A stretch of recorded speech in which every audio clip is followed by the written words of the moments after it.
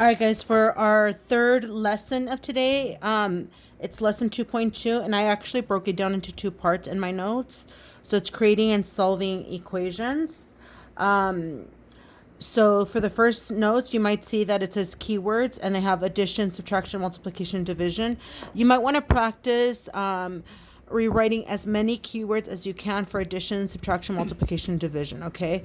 And you can always look it up on the internet and just figure out, because what we're going to be doing is we're going to be translating verbal descriptions, meaning maybe from word problems and words, and we're going to be creating equations. So we're going to go from words to now we're going to be using numbers, variables, and operations, okay?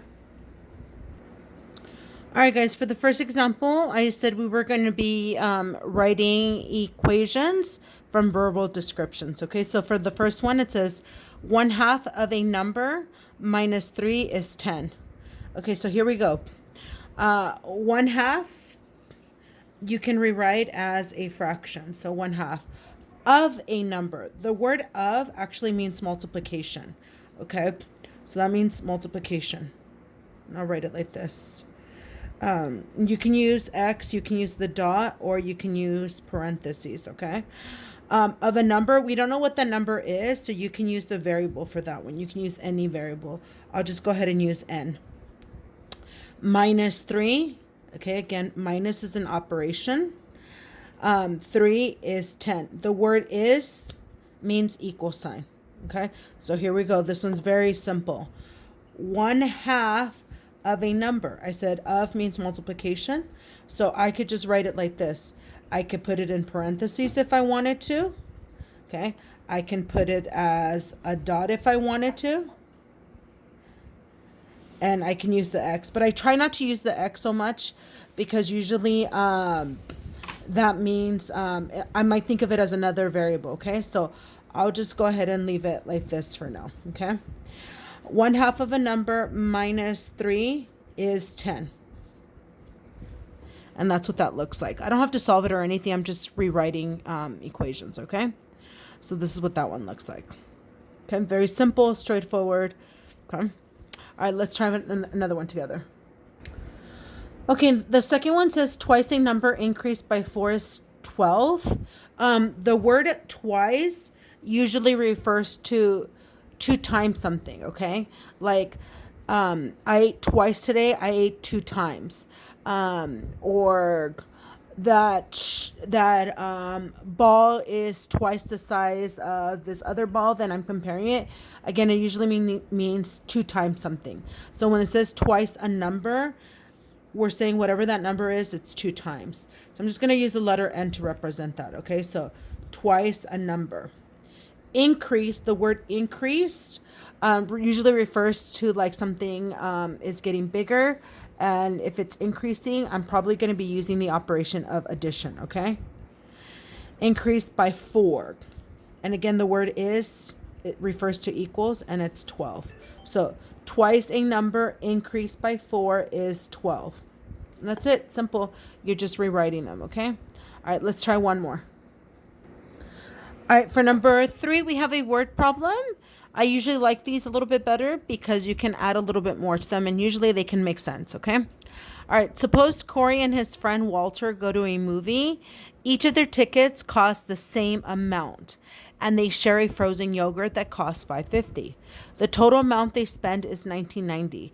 Write an equation that describes the situation.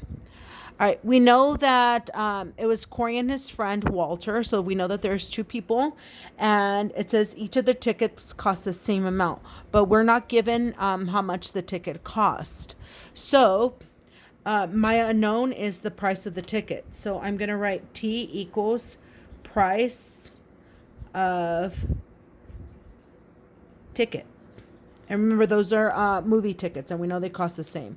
So if there's 2 tickets, then I would write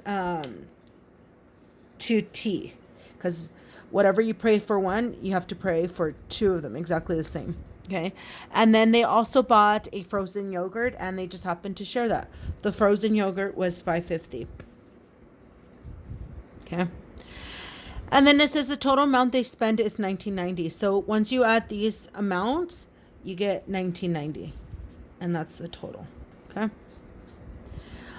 Take your time. I usually ask myself, what do they want me to solve for? What do I know? What's my unknown? Usually my unknown, what you don't know, that's going to be your variable, okay? And stuff like this is very common sense. You just have to take your time. All right, let's go to the next one.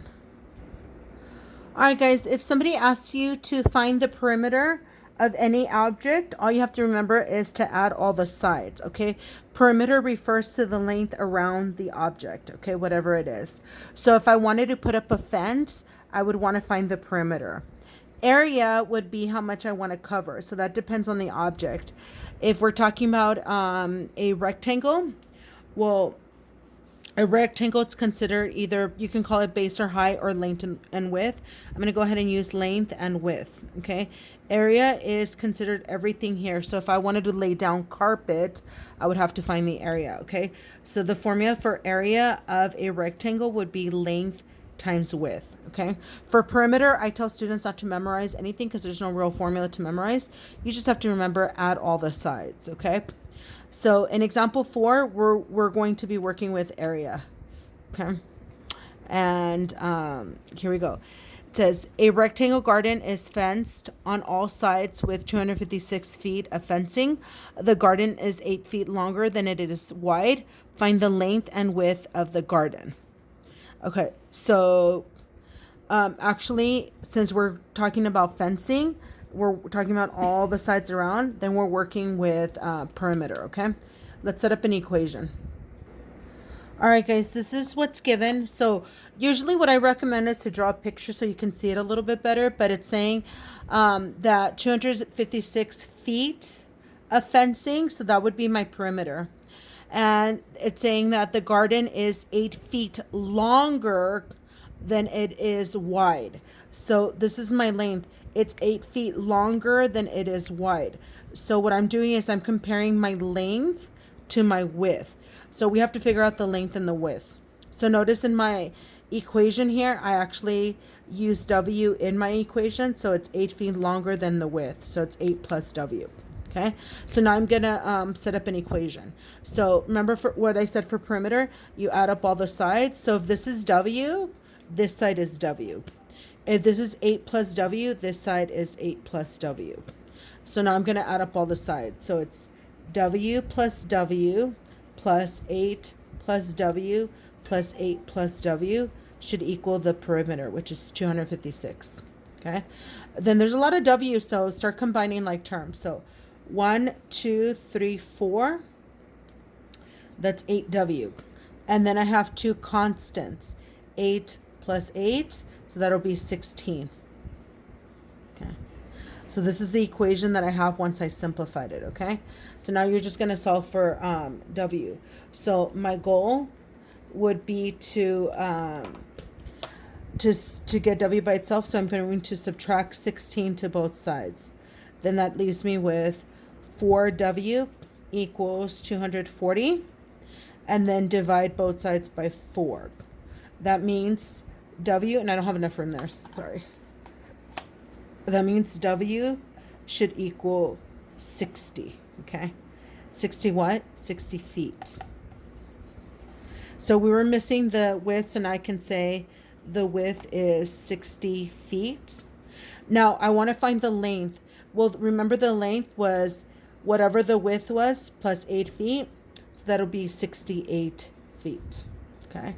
And you know you did it right when you add up all 4 sides and you get 256.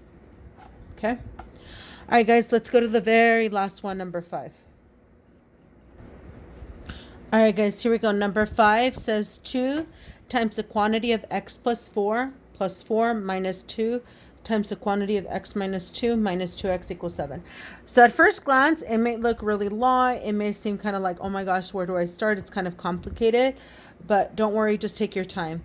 The first thing you should notice is these parentheses. Remember earlier, I said whenever you see parentheses, think right away distribution.